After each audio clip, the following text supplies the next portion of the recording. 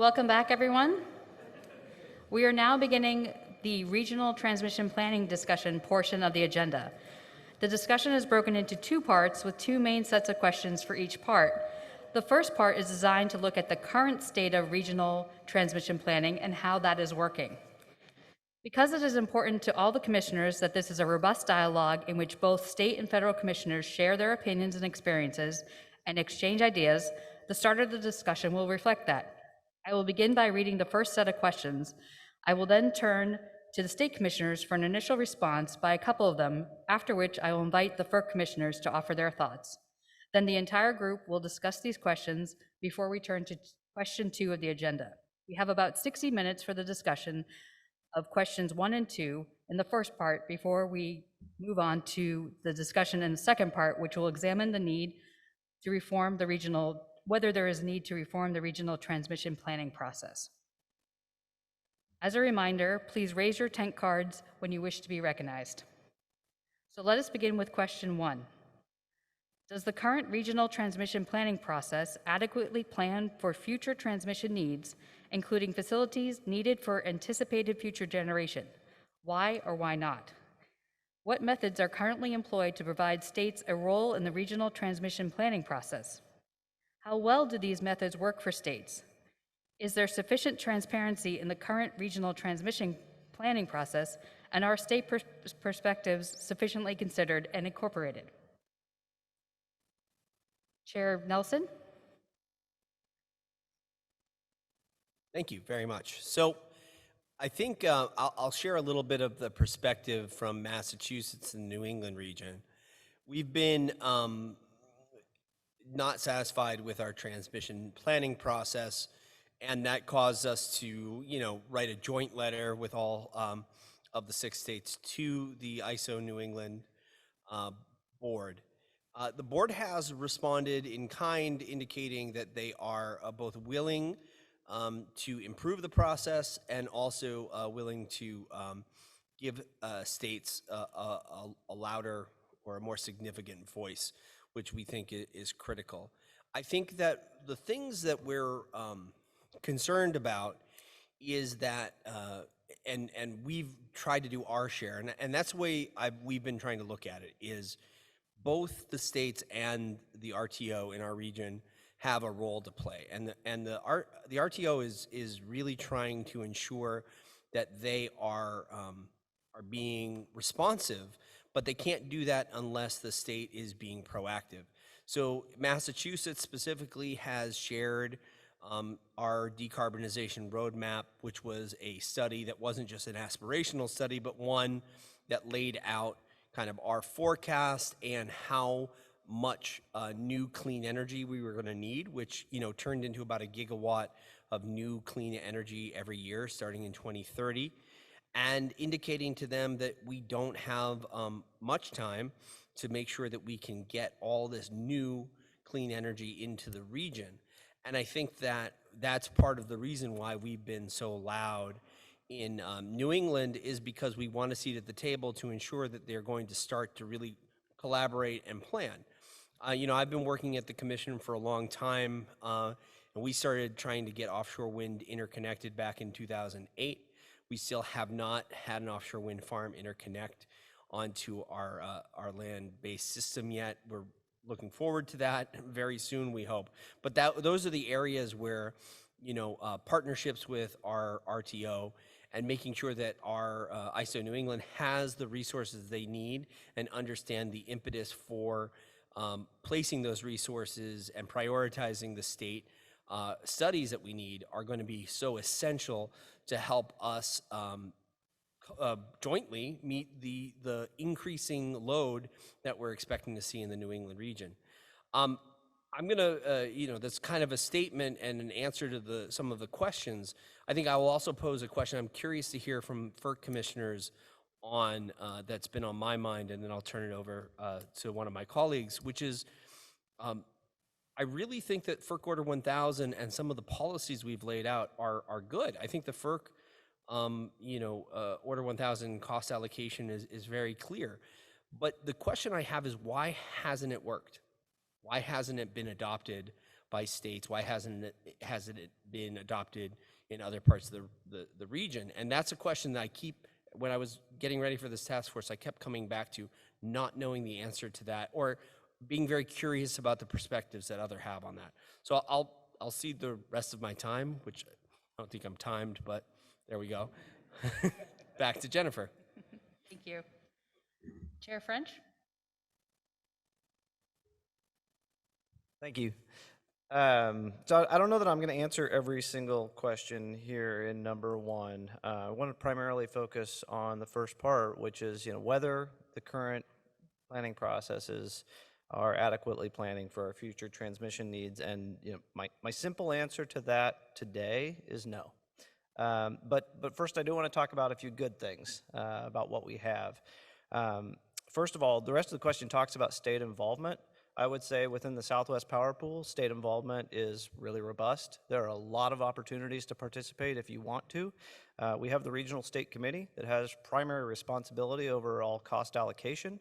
They have primary responsibility over resource adequacy, planning for remote resources, and for transmission congestion rights. So there are a lot of rights given to the states. It requires responsibility on behalf of the states to work constructively to wield those rights, though. I think that's something important to remember. Our involvement is not limited simply to the Regional State Committee. Many task forces that the Southwest Power Pool creates, anything of major consequence, the states and their staffs are invited to participate on those, and more on that in a bit. But now specific to the planning processes, I do think, again, this is the Southwest Power Pool perspective, but they do have a really good framework for planning transmission for future generation. They have their regional planning process is called the ITP, Integrated Transmission Plan, and it is an iterative planning process. It looks out 10 years to solve reliability issues and to create economic opportunities. And that it creates an entire portfolio to solve those needs, and it updates annually. And then you pair that in the Southwest Power Pool with a pretty simple and effective cost allocation framework. And as I said, that creates a really good framework to meet these needs. But, when we get to the but, there are challenges, even within our region. I think one of the major challenges that many people have identified is the modeling inputs that go into your planning process. In the Southwest Power Pool, I think in recent years, our futures projections of renewables have probably not been based on data or reality. They have been more a consensus of what stakeholders are willing to accept. But we have found that once the process plays out, we have much more renewables wanting to connect than we had assumed were going to connect 10 years from now. And so we've undershot that. The other major challenge, I think FERC very correctly identified it in the ANOPR, and that is the siloed planning processes. In SPP, we have our regional integrated transmission plan. We have a generator interconnect process. We have a transmission service process. Those are not focused on planning an optimal solution to meet all of those needs at the same time. And ultimately, that means they're not producing fair cost-sharing outcomes. You end up putting costs on whichever model is the first one to solve. And so I do want to point out, though, that these issues are being addressed at the Southwest Power Pool. To my point earlier of being involved in task forces, I'm on a task force, or we just wrapped up a task force called the Strategic and Creative Reimagining of Planning Team, SCRIPT. Shout out to all my SCRIPT members. And we have recommended to address these very issues. And one thing that I think is just incredibly important, because I heard it raised, is the issue of participant funding and direct assignment of cost. I'm still in learn mode on that issue. I want to learn the pros and cons of it. But I would definitely say through my work on that team, I am of the mind that if we can more holistically look at solutions, find transmission solutions that meet multiple needs, and identify them at the same time, and so you can also identify beneficiaries at the same time and give them a firm idea of what their cost is going to be, I think that to me, resolves a lot of the issues around participative funding and perhaps creates a framework where you could still directly assign costs, but still give folks much more certainty that the cost they are getting is reasonable and that other people are also being assigned a portion of cost compared to their benefit. So at the purely regional level, I think some FERC direction would be helpful to encourage the types of things that the Southwest Power Pool is taking on, to encourage us to complete those recommendations and to push forward. But perhaps we do not need a prescriptive mandate of a specific mechanism to get there. But I want to quickly juxtapose that to interregional planning.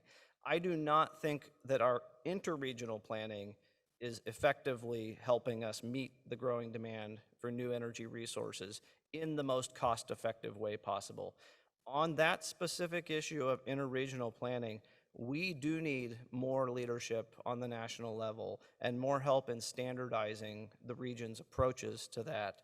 The challenges, as you all know, are different modeling and planning assumptions between the regions, different market constructs, rate constructs that might not support cost-effective imports and exports, and of course there are parochial interests within each region that may provide disincentives to building that interregional transmission.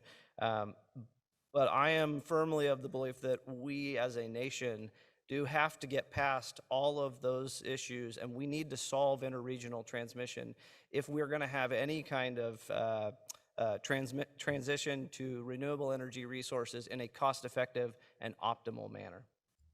Thank you.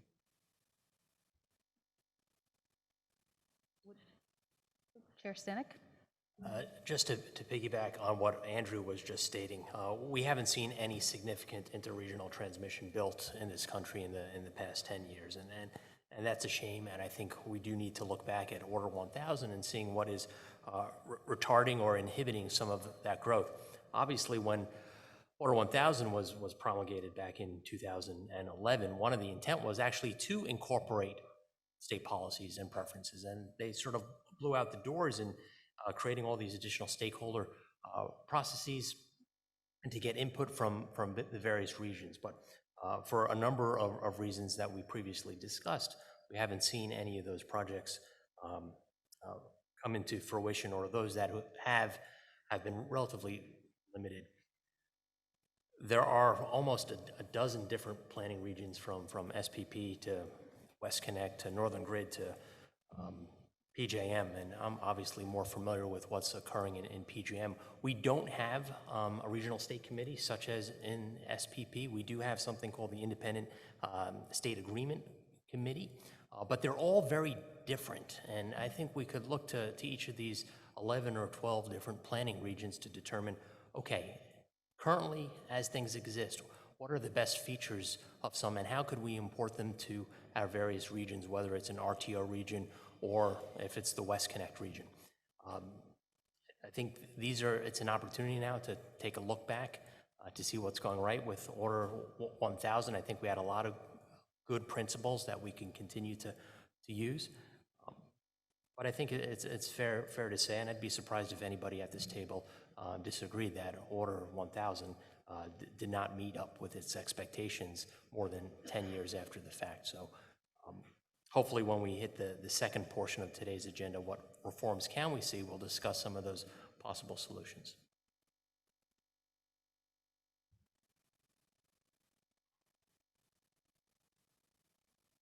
Commissioner Allen? Yeah, I just wanted to weigh in on this question briefly and say that, you know, there is actually some very good and helpful planning processes that are going on at the state level, and I think due to some of those are actually being led by our transmission operator and owner in the state, and it would be nice from our standpoint to see some of the seams between the planning efforts that are going on at the state level better integrate with the planning efforts at the regional level.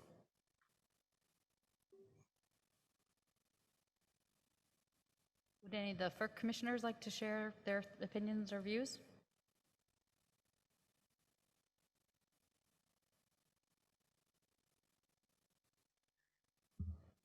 Other, I'm happy to take the bait on that question.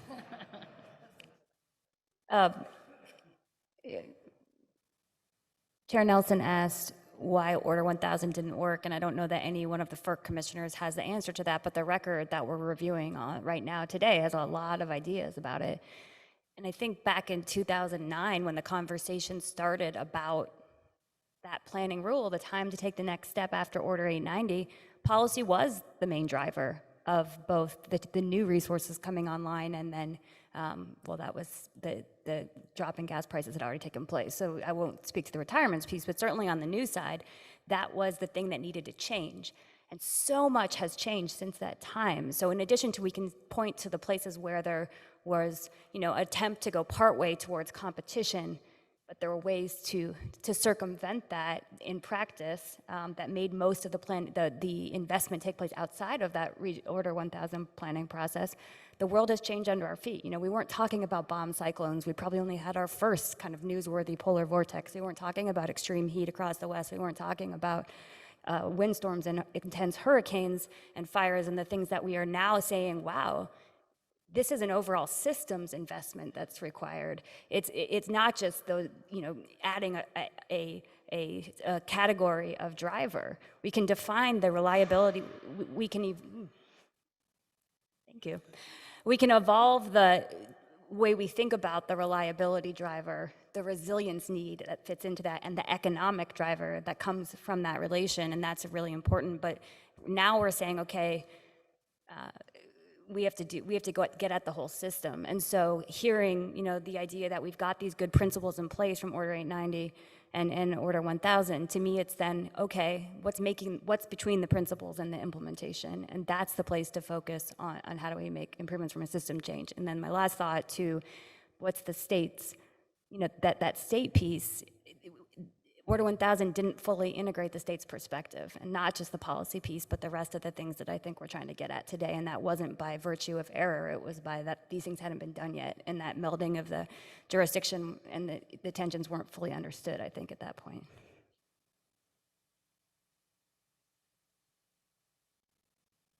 Chair Nelson? Sure. I really appreciate that response, and I think we're seeing the same thing, right? Which is back to my opening statement about lines blurring. There's obviously a push in Massachusetts for clean energy for sure, but I think that functionally, when you look at that, it will look more like load growth, because it's not saying that the generation necessarily has to be clean, but if everything has to be clean, we're moving things over, you're going to see people driving electric vehicles, plugging them in at night, electric heating, heat pumps, having those run more at night. It's causing the Gordon Van Wheely of ISO New England to, publicly state that he's concerned about reliability. From can the system that's designed to be a summer peaking system support this during this kind of changing shift during the winter. And I think that, we came close with the polar vortex to being in a dire situation in New England, and obviously Texas and ERCOT went through their own experience there as well. And I think that for us, we are really trying to take a long-term planning view for the reason of getting everyone on the same page and understanding what is actually happening to the system and what the needs are going to be.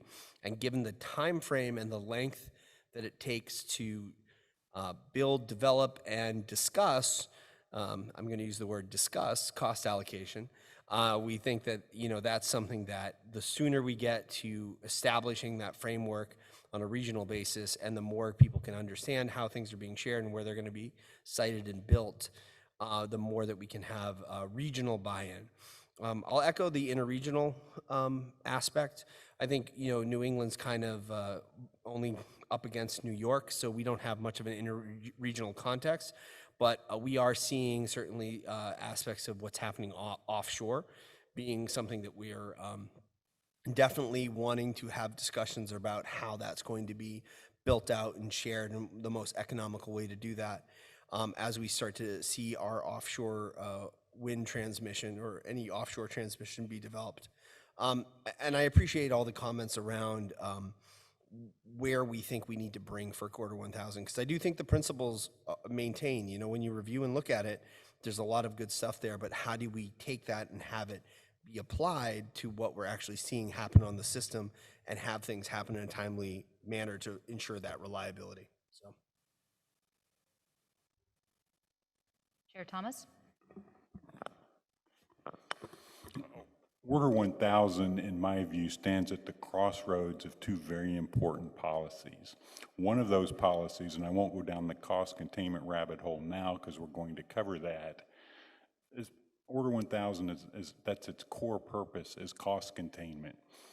But when you look at planning, there's kind of what I see as two rough models. One is that you state your cost allocation independently of the consideration of projects, and then you let the projects come into it as they may.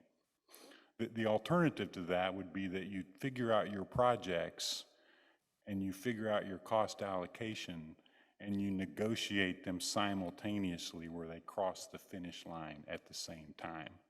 This is what happened in the MVP projects that Chairman Glick mentioned. How Order 1000 impacts that is part of the negotiation and the political consensus that happened with MVPs were the fact that the utilities knew they were going to get the investment. So the utilities helped you herd the cats and create the consensus.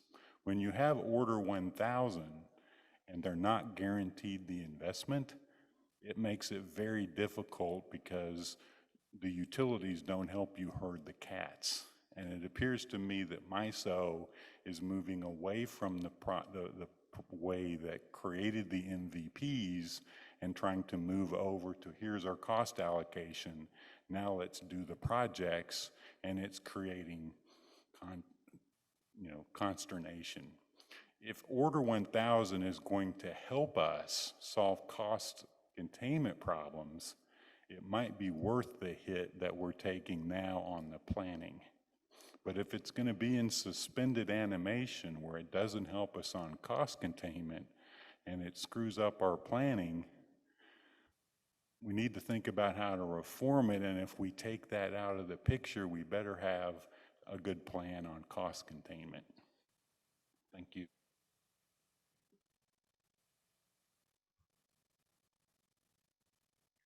Chair Stanek? Earlier, we heard from Commissioner Allen with respect to he used the term holistic, and I think we've seen that noted in a number of comments.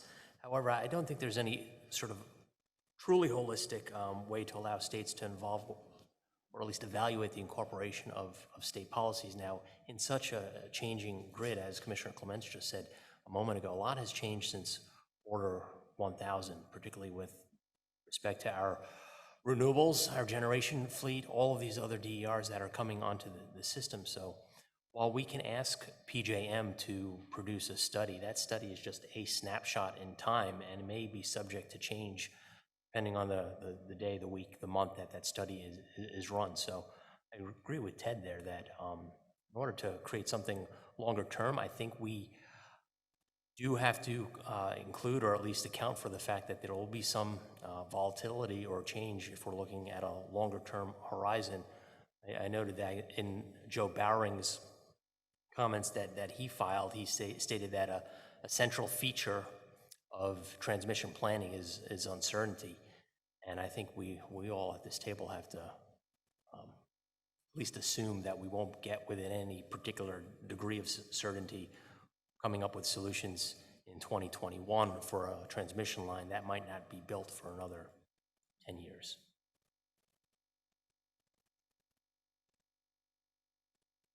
Commissioner Duffley? Following up on what Chair Stanek stated about the uncertainty of the future is we need to put in some guardrails so that we can be flexible and change course if needed and if possible.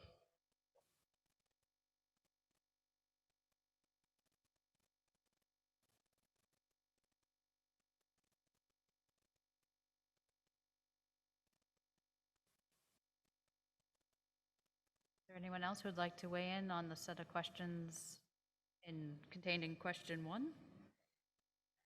Chair Glick? So I just wanted to go back to, it's a little bit off the topic of whether Order 1000 was successful or not, but going back to some of the earlier questions, the earlier discussion about state involvement in the planning process, and I wanted, and obviously it sounds like SPP, there's much more of a formal role for the states than maybe in PJM, for instance, and maybe in New England as well. I'm curious from the various state commissioners, if you think that this is something that FERC should address in a rulemaking, should we include some sort of provision in the regulations that would some sort of require a more formal process, more formal involvement of the states, or is that something best left on a regional basis, deferring to the regions in terms of their dealing with their differences?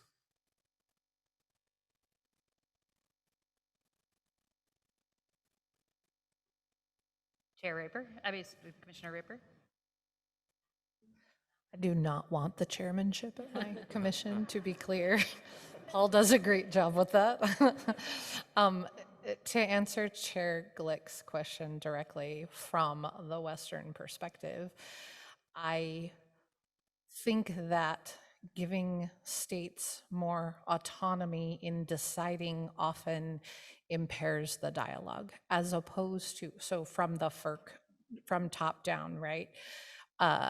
Giving the region an opportunity seems to assist with the dialogue. So, and I would note that Commissioner Thomas made a comment about the MVP program within MISO, and I was recently part of a dialogue where I didn't have a whole lot of detail on that. I am not proficient in MISO and how it works, but one of the key factors that people kept saying worked really well within that MVP process was trust.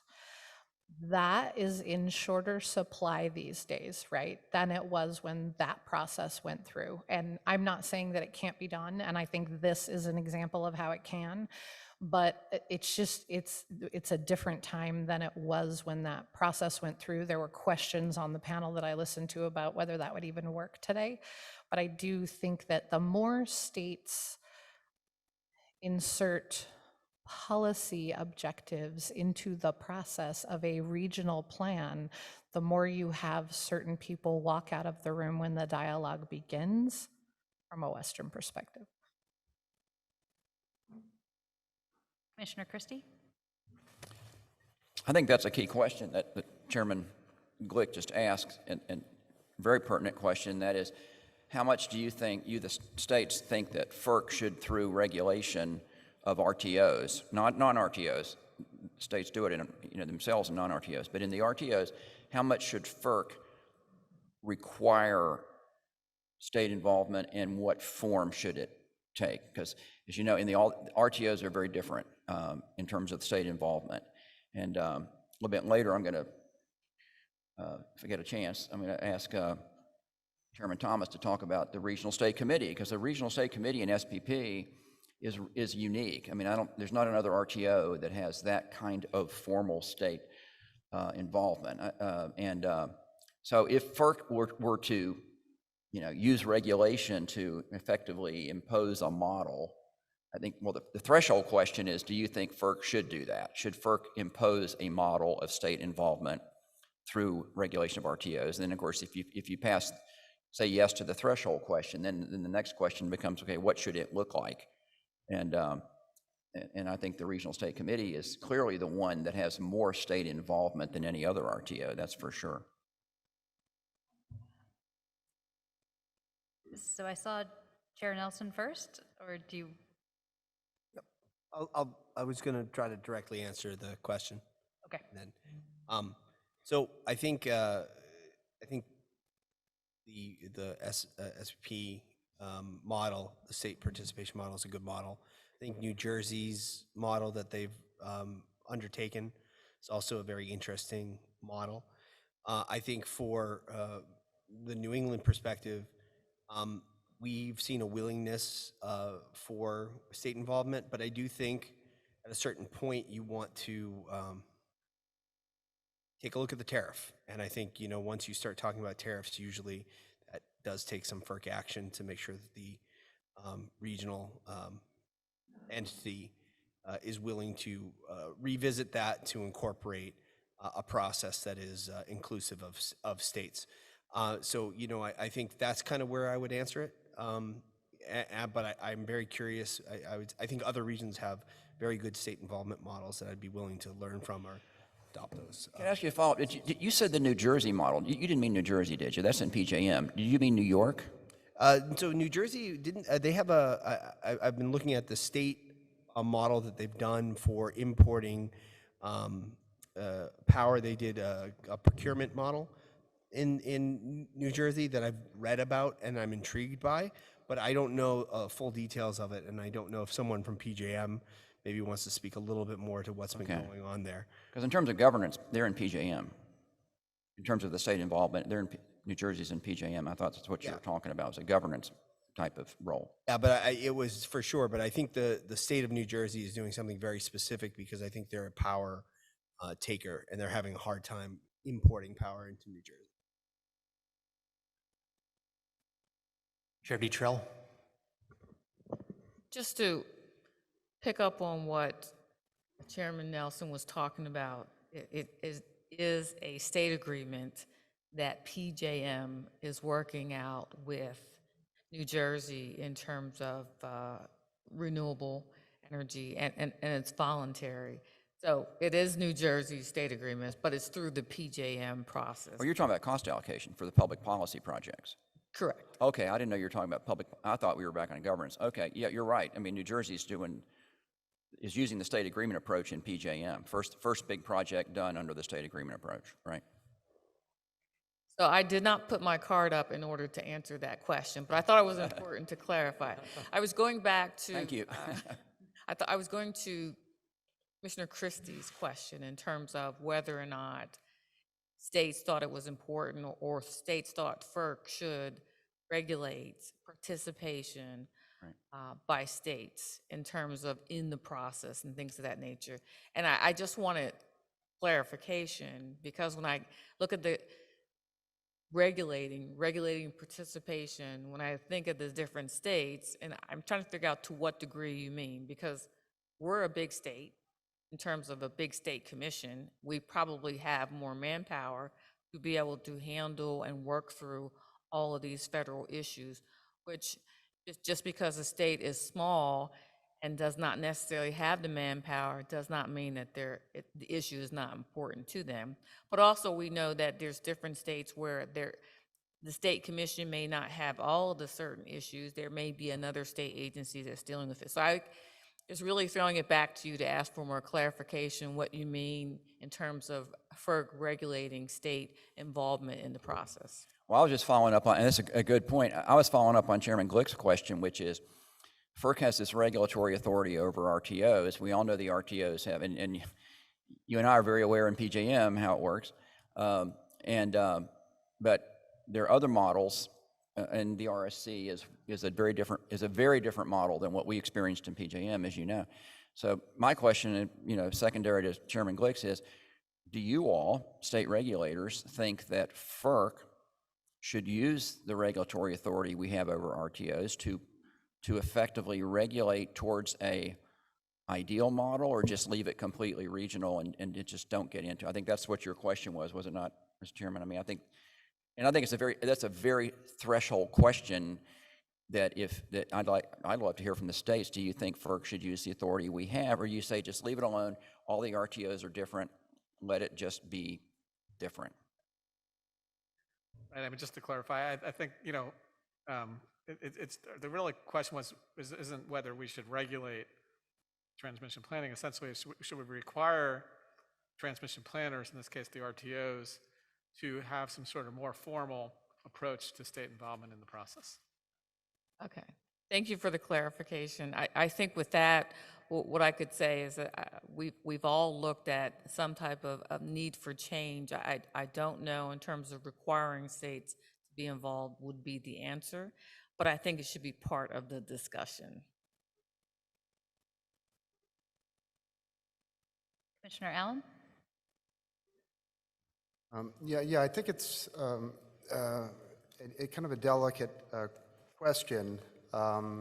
I do think ultimately it will be a question that you'll be confronting probably in the tariff process, even if you don't do something proactive. I do think, you know, as I have said earlier, that there will be differences between the regions. I think our New England State Committee on Electricity, who is, you know, a large part of our voice, and we work together through that committee to, I think, engage in some of our most constructive engagements with ISO New England. I think they're an effective mechanism that we'll want to see, and we will see, helping to inform the changes that are taking place in New England. And there will be tariff changes, I believe, that will follow. Whether FERC wants to get ahead of that or not, at this point, I don't think I would wish that yet.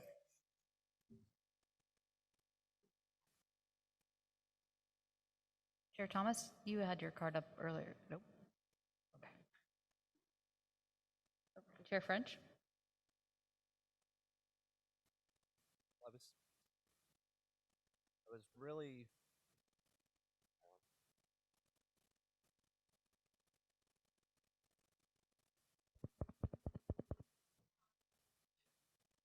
I was wanting to hear what Ted Thomas's thoughts on the RSC are. But I mean, I would offer, just while I have a positive viewpoint of it, I would maybe offer a word of caution. The RSC has worked really, really well to give the states a lot of power and input over these specific areas. Not so much transmission planning, but a lot of power over cost allocation and resource adequacy. But I guess the word of caution that I would have here is, we have a really good set of very engaged states at SPP. We try to work very collegially to reach consensus. I think we also benefit by being pretty similarly situated states geographically and policy-wise. But even given those advantages, I think, I would say in recent years, where decisions prior were almost universally unanimous, unanimity is just naturally becoming harder and harder to come by.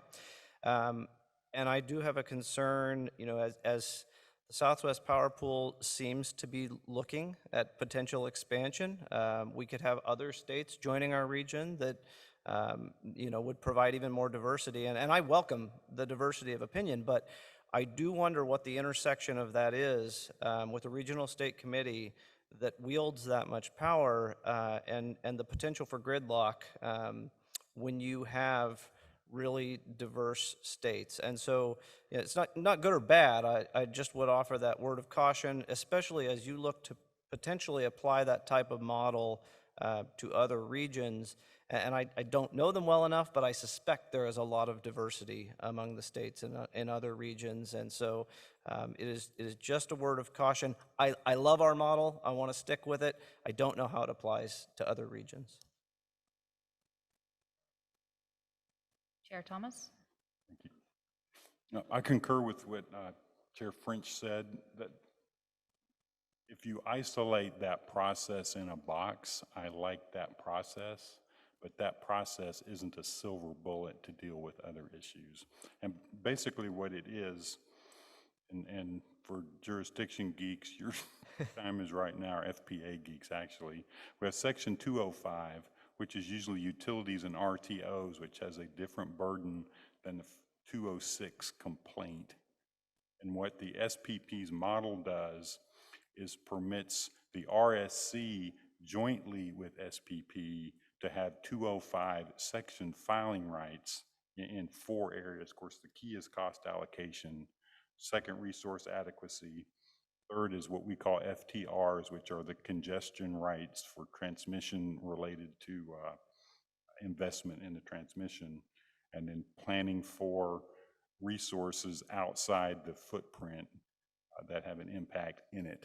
But what it is the regulators, the state regulators on the RSC can file 205 rights on cost allocation.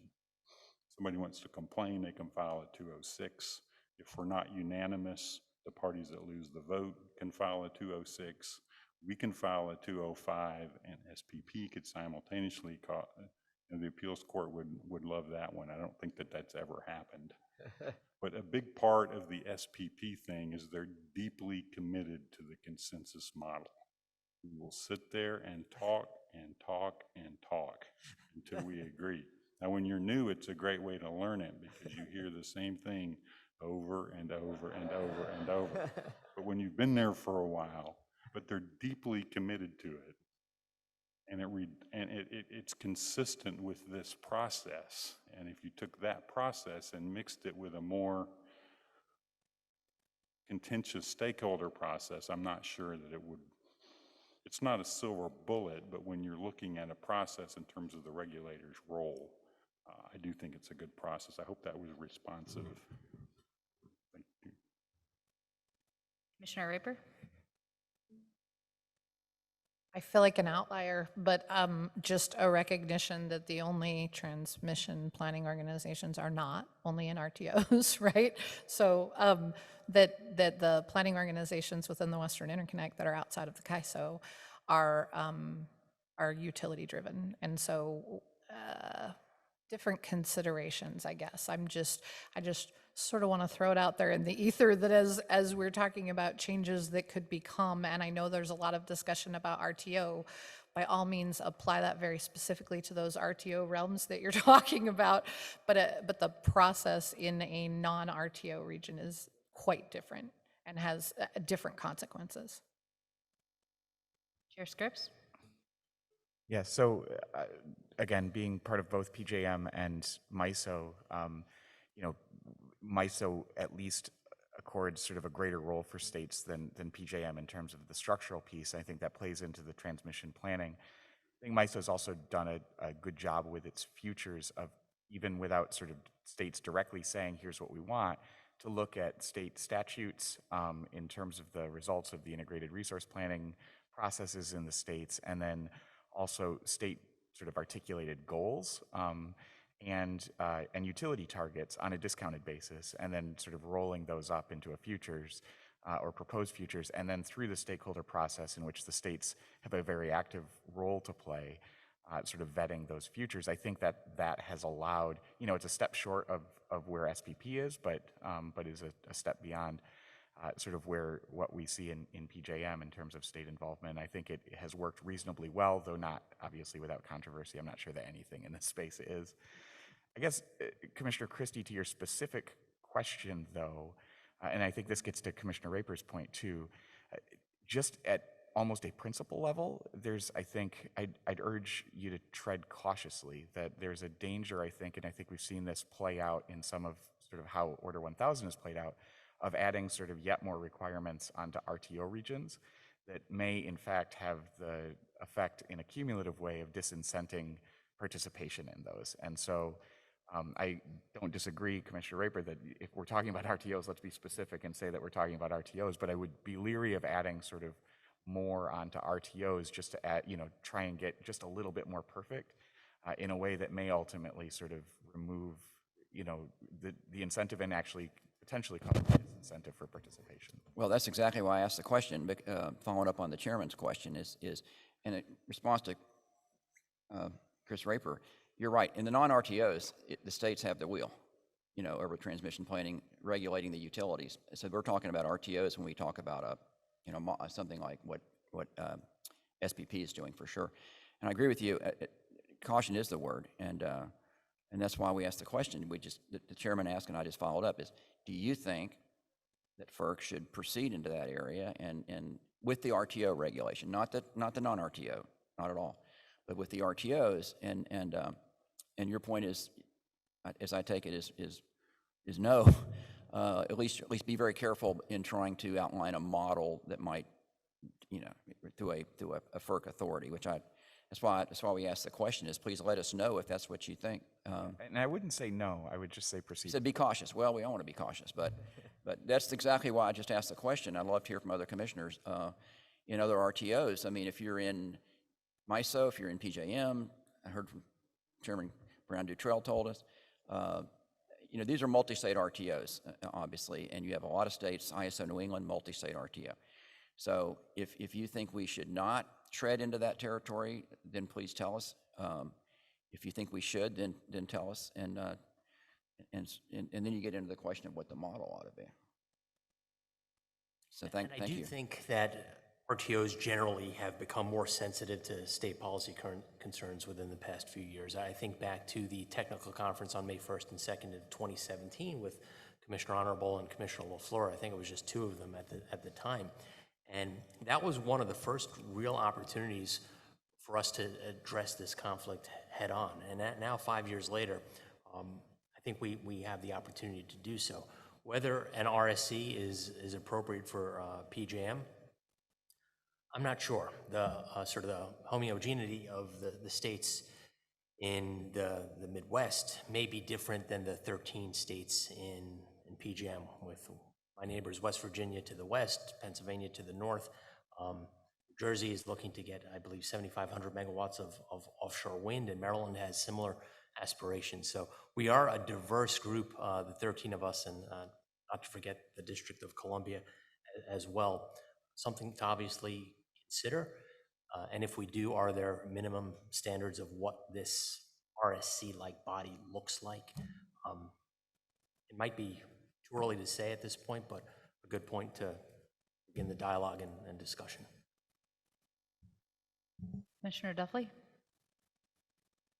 And I guess my answer would be, it depends. And following up on what most of the chairs and commissioners have said here today, it sounds like it would not be a one-size-fit-all type of order, but maybe an order that sets goals or encouragement for each RTO to see what works within their own state, because they, as we've heard here today, the states, it's a different state makeup, different history, different transmission needs. So each of the RTOs are going to develop differently. Commissioner Clements? Thanks, Jennifer. I have a question in a different area of the first different part of the first question to get some perspective from you all, and that is on the question of transparency in planning. That's one of the Order 890 principles, and one of the areas that you all focused on in your comments was concern about transparency, access to information in the planning process. I've heard from others in the last couple of days that that's a shared concern, and I'm especially around the issue of local planning, but in general, whether it be local or more broadly, in and outside of the RTO regions. Can you say more about your experience where you're concerned about, or specific examples of things you'd like to, aspects of the process or information availability that you'd like to see more of?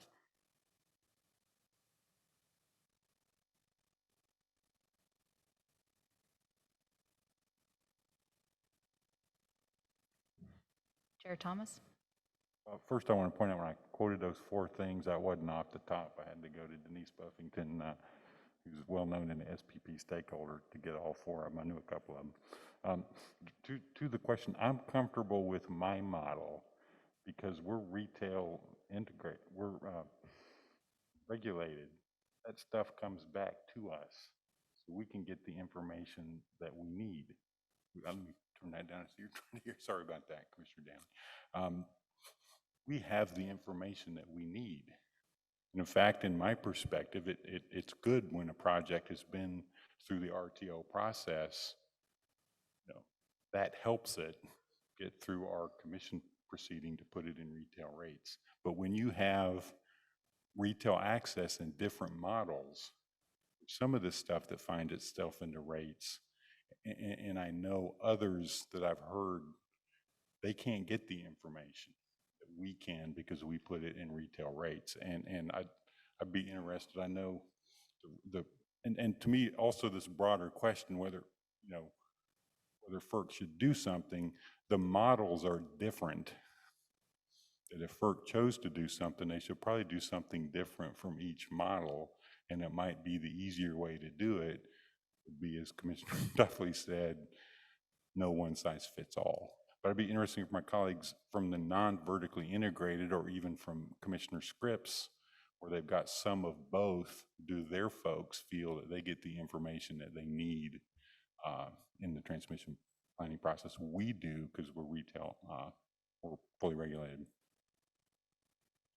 Chair Nelson? Yeah, and I'd be curious to hear also from other, I think Ted hit the nail on the head. I think the non-vertically integrated states have, given some of that transparency and that authority over to ISO. And certainly we've been public with our desire to have more transparency and more engagement in what happens and how decisions are made through that process. And I think that that's an area that that is mixed, because I also think on the other side of it, we are signing long-term PPAs that we are passing on through rates. And on those cases, we have a lot of information. We know the details, we do the siting, and we get all the information we need. So it's a mixed bag, I think, in New England, depending on, but Massachusetts might have all the information on a PPA we signed, but I don't have any of the information that, say, Connecticut has when it made the decision to retain Millstone, until that's public. So there is definitely some misalignment, I think, at least in the New England region, that we're expressing a need to improve. I don't know if we can fix it, but definitely improve it. Chair Brown-Dutrell? Commissioner Clements, as I was looking at my notes, and you've heard everything that the other commissioners have said, so you see the clear distinction between the RTO states and those that are not within a RTO. In my notes, I was just looking at and reminding myself that the NARUC position, when we put comments on the record, was that there was definitely a need for more transparency in the planning process. And it brought out just those same distinctions that you're hearing. It's easier in an RTO because they assist in the planning process, allows for more transparency and participation. Chair French? I'm on this time. I'm not sure if this is completely responsive to your question, Commissioner Clements, but you mentioned local planning and the transparency of that situation. I agree with Chair Thomas that we also have vertically integrated utilities, and so it can be as transparent as we want of what's going on in the local planning process. And I will say that our utilities have been pretty responsive when we've asked to understand what's going on with their local transmission planning, their legacy transmission planning, and then we can obviously be involved at the RTO level to understand what's going on with the regional planning. My concern over local transmission planning, the stuff that isn't within the regional transmission plan, is not so much a concern of transparency, it's a concern of optimization. It's the fact that when you create a regional transmission plan, you may not be looking at the local systems. And I don't know, but I think we should be asking ourselves, should the regions be looking at some of the, a little further down on the local systems, the existing systems that didn't get brought into the RTOs, and instead of, as we do grid mod on all of these local systems, could the RTOs be identifying more optimal solutions that might meet those local needs, but also provide regional benefits at the same time? Those would be my concerns related to local planning. I would not complain about transparency necessarily. I just want to make sure we're building the optimal investments because we do need to make investments, but we need to be really careful to make the most cost-effective investments and to make investments that maybe can solve multiple needs. Commissioner Duffy? And I'd like to address transparency of transmission planning in non-RTO regions. As you know, transmission planning in non-RTO regions is performed from bottom up, and it's informed by the IRP process of each of the states within the region. And so in looking at the local transmission planning process, it is a transparent process and I'll give an example. In North Carolina, we have what's called the North Carolina Transmission Planning Collaborative, and that's a collaborative that meets with all stakeholders within North Carolina, establishing the plan. And I'm just going to get to this. I'm one of the speakers for the second question, but I'll get into it now. Is that process since 2013 has been looking at different scenario studies, and it is on the local level, but there was an offshore or an onshore or on land wind study that was performed back in 2013. So the local transmission planning process is transparent, and that is rolled up into the regional transmission process.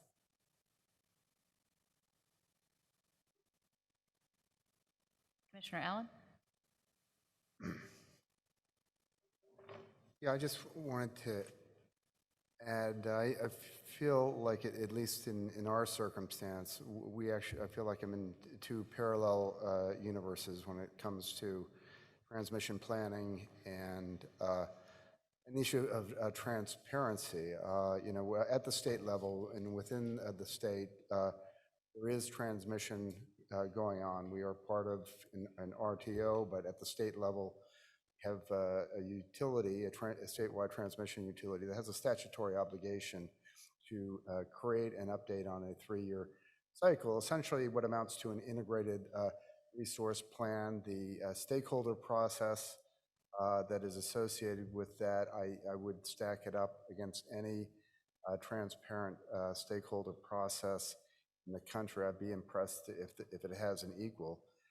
At the regional level, they are the FERC 1000 designated transmission entity, and yet there is just kind of a clumsiness in connecting the two planning efforts. One is published, one's online. You can go look at it. The process behind it is robust, but it's not really clear how well it's actually fitting into the designated FERC recognized regional planning process that is going on.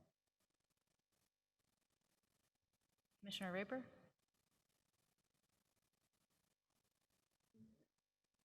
I learn more every time I hear the commissioners from other regions speak, but from a non-RTO region, we've got West Connect and Northern Grid, and those are our transmission planning organizations. And I may have had a different knowledge or feedback prior to this task force being put together, but I have had a lot of calls from a lot of people who are not the utilities, who find that the independence of those transmission planning organizations, it's not a transparency question, it is an independence question, that it is the regulated utilities who largely have the control of where those plans go and what they look to. And so the effort in my region and things that I am interested in addressing later on today too is about those transmission planning organizations looking different. They're a function of Order 1000, and they're there for a reason. And they scratch that itch that was created by Order 1000 and required that mandate. But I'm not sure that they are optimized to the degree that they can be.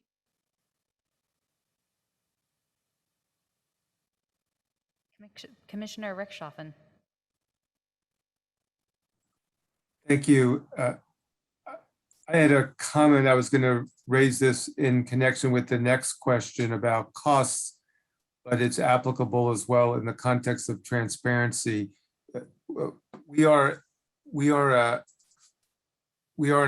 California is in an RTO state, so we have some of the additional data that folks are mentioning. And interestingly, we do not have the distinction between local and regional projects. Anything that expands the capacity of the grid is included in the transmission planning process.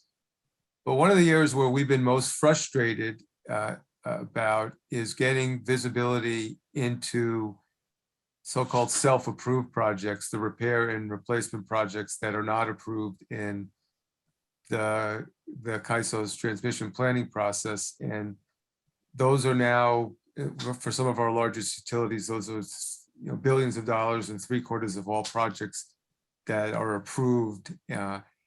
And this is something that NARUC highlighted in our comments on the INOPR to urging FERC to apply Order 890 requirements to utility self-approved projects. We've been litigating this, and we've fashioned some second or third best or fourth best solutions to give us some transparency into the process, but not very satisfactory, and especially given the pace and scale with which these projects are developing in our system.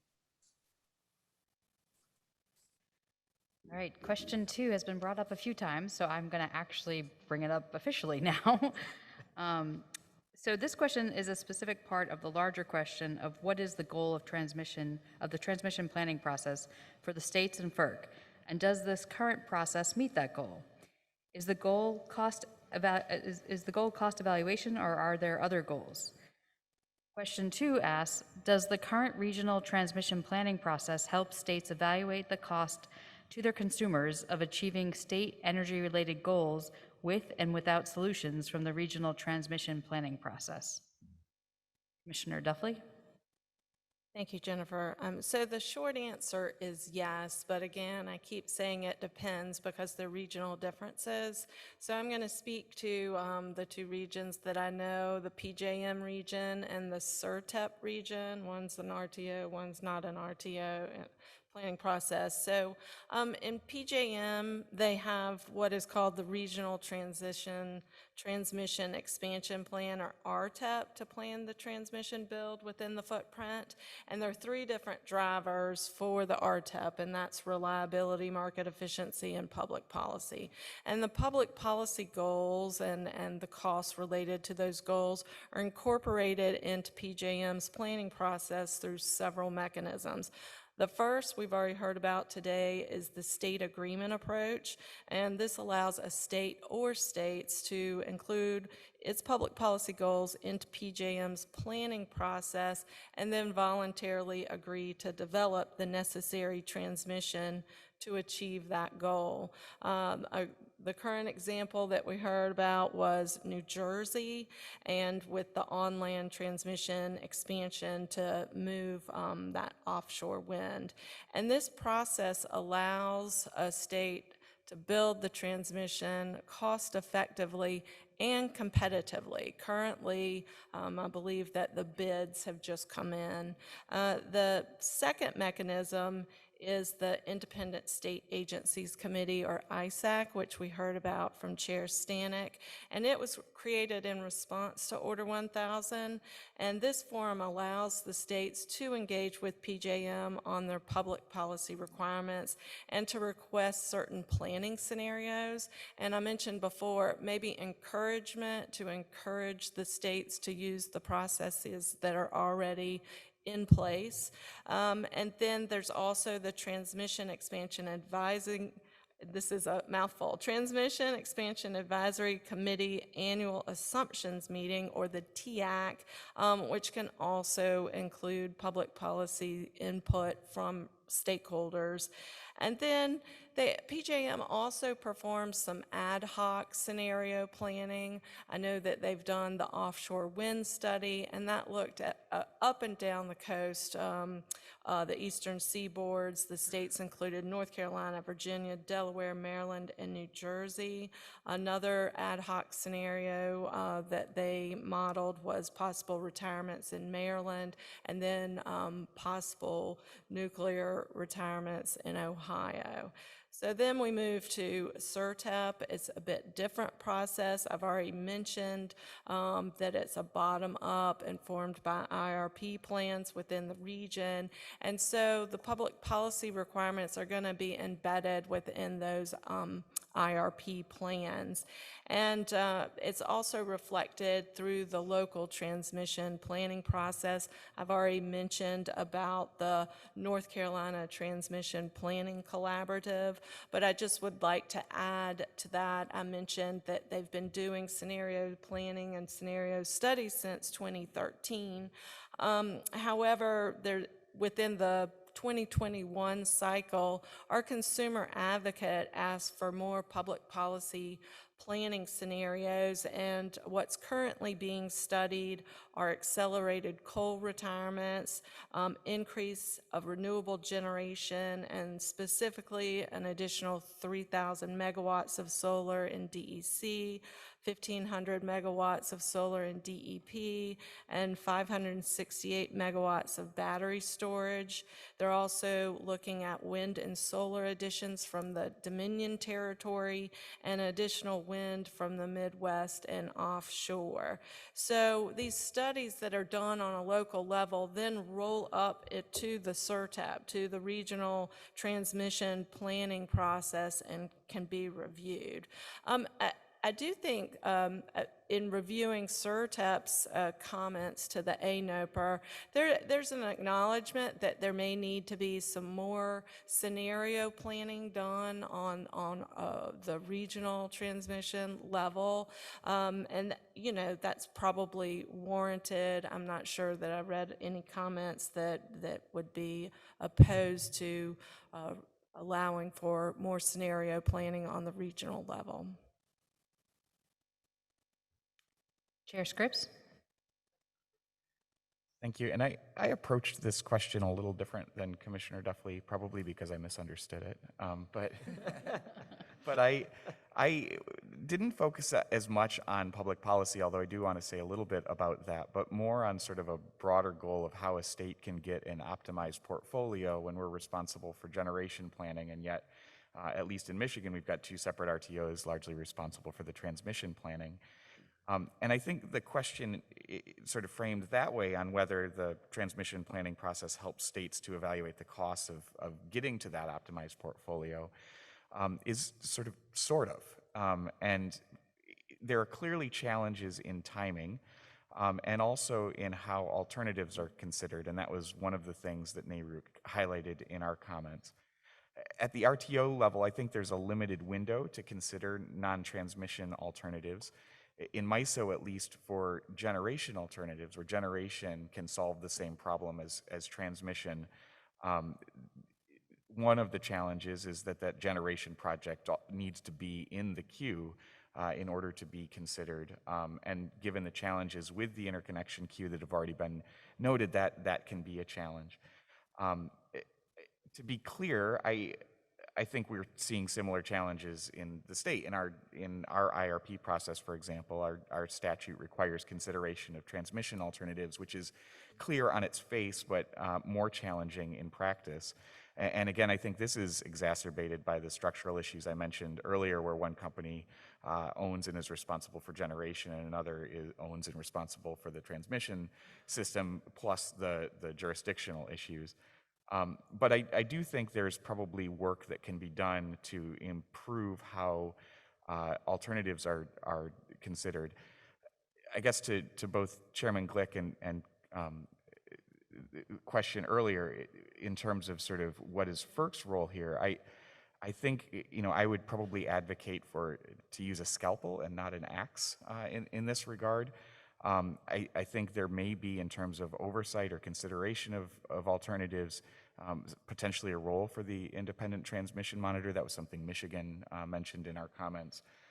And then broadly beyond sort of just the generation or the consideration of generation as a transmission alternative, consideration of things like grid enhancing technologies, hybrid programs, and particularly storage are pieces that NARUC referenced in our comments. But again, I think there are probably tweaks, but not an overhaul here. The one area, and I'd probably be remiss if I didn't say that, where I think FERC has a unique role is, again, on interregional planning, and I think, you know, a number of other commissioners have raised that. That's clearly a place where sort of states alone within an RTO or not can't sort of effectuate that interregional planning. And as Commissioner Raper said, in regards to the West, it's one grid. That's also true in the Eastern Interconnect. And in some ways, the sort of presence of RTOs across that make that interregional planning across RTO boundaries even more challenged, even as we've seen sort of in emergency situations in particular, power flows across regions in ways that were unexpected and weren't sort of the design parameters, but ultimately really helped, particularly earlier this year, in keeping the lights on. The last thing that I want to say, just touching on the public policy piece, and I particularly appreciate, Commissioner Christie, your points on highlighting NARUC's comments that one state shouldn't be involuntarily assessed the cost for another state's public policy goals. I couldn't agree more. The challenge, I think, is that this is messier in practice, and Chair Nelson's comments that it's increasingly difficult to clearly differentiate policy, economic, and reliability drivers, I think is true. And Commissioner Raper's comment that the one goal that we all have is maintaining reliability of the system, even as the generation fleet transitions. I think that is a really difficult challenge that we're going to have to grapple with. There are clearly approaches, particularly in PJM, for how we might address that. But I think some of this is that the changes are taking place and they're driven as much by economics and sort of state planning that aren't necessarily tied to we just want offshore wind or more clean energy. It is, as we run through in Michigan, for example, balancing a number of statutory factors to try and identify the right path forward, and that gets a result. Is that a state public policy? I don't think we think of it in the same way as sort of a clear RPS target in the sort of MVP Order 1001 days, but it's something that I think we're going to have to wrestle with in terms of how you actually apply the principle that one state doesn't pay for another's public policy goals. Commissioner Allen?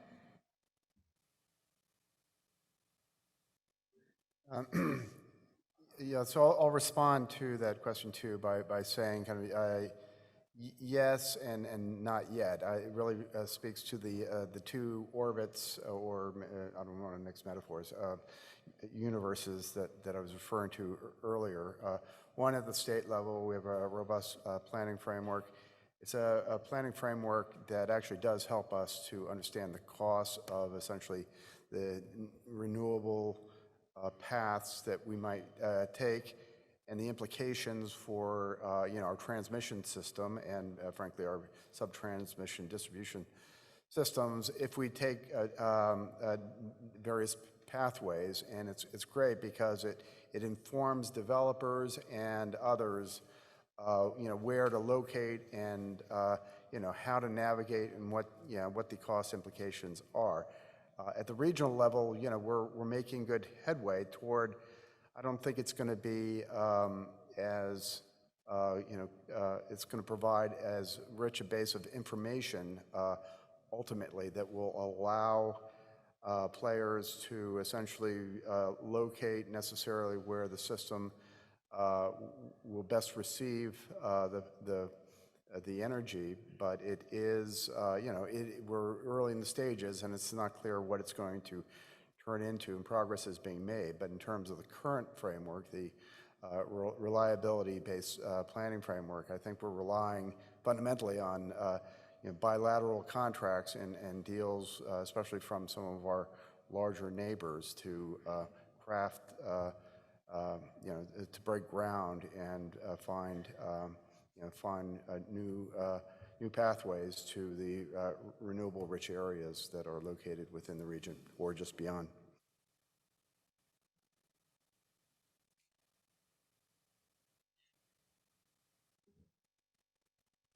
Is there anyone else who would like to respond to this question?